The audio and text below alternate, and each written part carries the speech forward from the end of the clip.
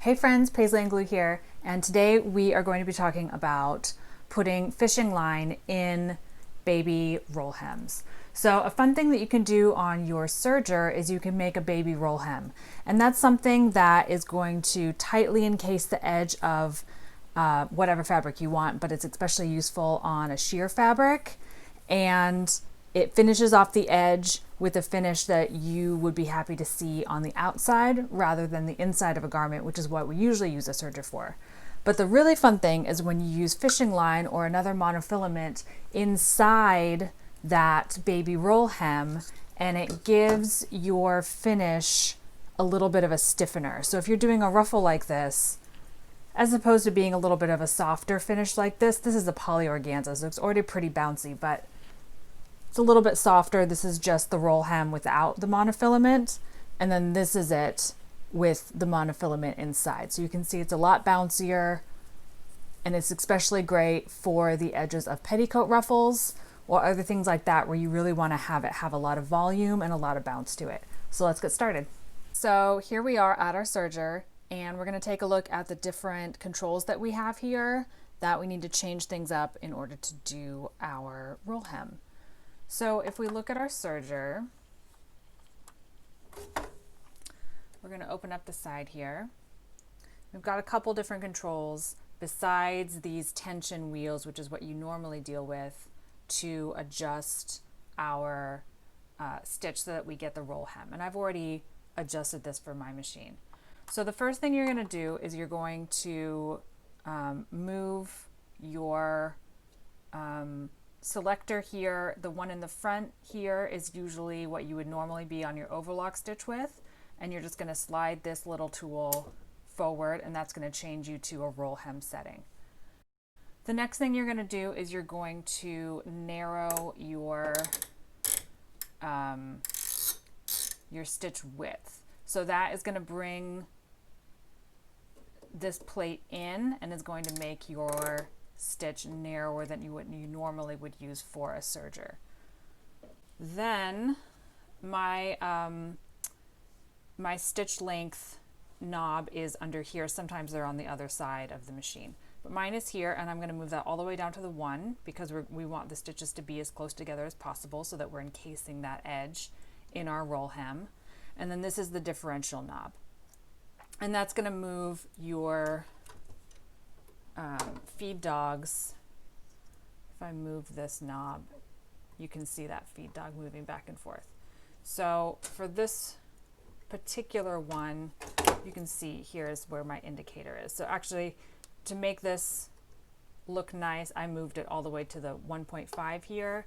It kind of depends how well your machine is upkept. So what these are set to, usually in your manual, my manual is here for the Juki 6440. It'll tell you what all of these are. It'll also tell you if you want to do a roll hem. Yeah, so what you generally will need to adjust your tension dials to, and the other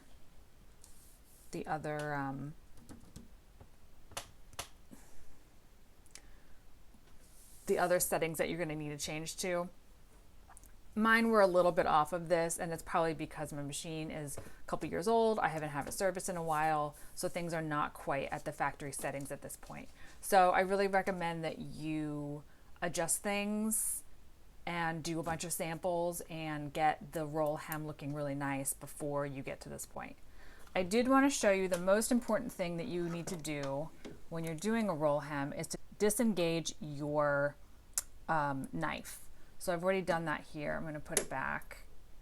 I'm going to pull that knob in and then carefully. So that is engaged. The knife is engaged now. If I was going to run my material through the machine, the knife would be cutting the thread, the fabric, as I went through, like you normally would when you're serging. But when you're doing a roll hem, you don't actually want to do that. So you want to have all of your seam allowance trimmed away that you don't want anymore. And then you're actually, the edge of your fabric, when the knife is disengaged, actually gets rolled into that little band of thread, which is what you want. It's a little bit stronger of a seam. So if we're disengaging, you're going to pull this knob in. It's on a little bit of a spring, and then swing the knife up carefully until it kind of locks into place there. And then it just sort of stays there out of the way while you're sewing. Okay. So now we're ready to do some roll hemming. So I've got my piece of organza here, and I'm going to set it under the machine, the edge of the fabric right at the edge of the presser foot. I've got all of my settings already set. I've got my knife disengaged, and now I'm just going to run it through the machine.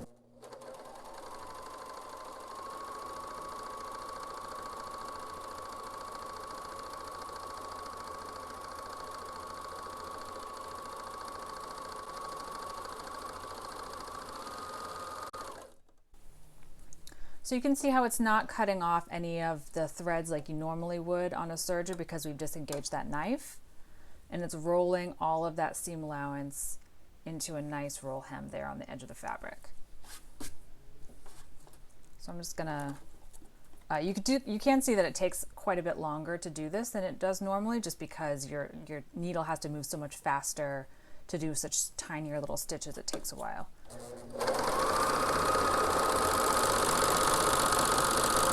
So now let's look at how we're going to do this for if we want to put some fishing line in there.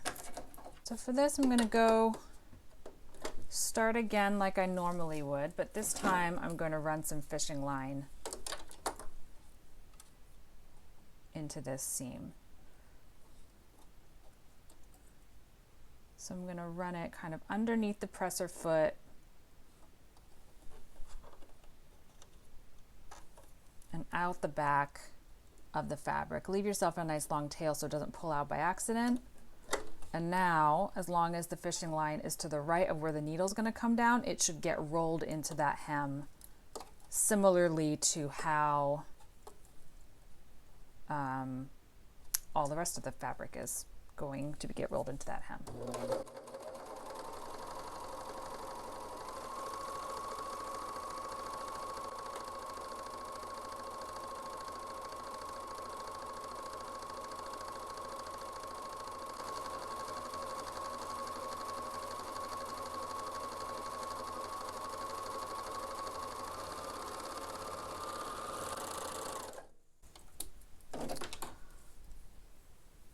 So if we go to the beginning, you can see how the fishing line is now coming out of that nice little roll hem.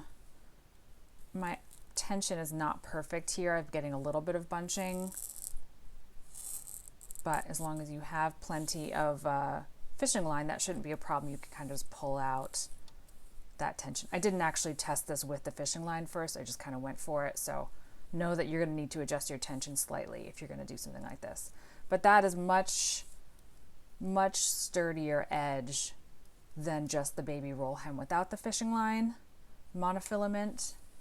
So it's just something to keep in mind if that is going to be a helpful thing for you and your project.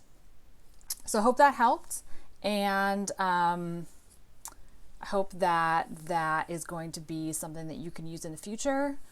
There's lots of various applications for this. Big collars, like I said, ruffles on petticoats, really any sort of flounce, any sort of falling ruffle or something that you really want to have nice body to and not have it collapse. This is a great tool to use. There's lots of different weights and thicknesses of monofilament, so it can be very, very lightweight, or it can be a little bit of a beefy thing. This is kind of a middle of the range sort of thing, but you can have a lot of fun playing with this and getting your serger to work for you beyond just finishing those seams that you're never going to see on the inside of a garment. So let me know if this helps you out and what sort of projects you think you might use this for in the future in the comments, and I'll see you next time.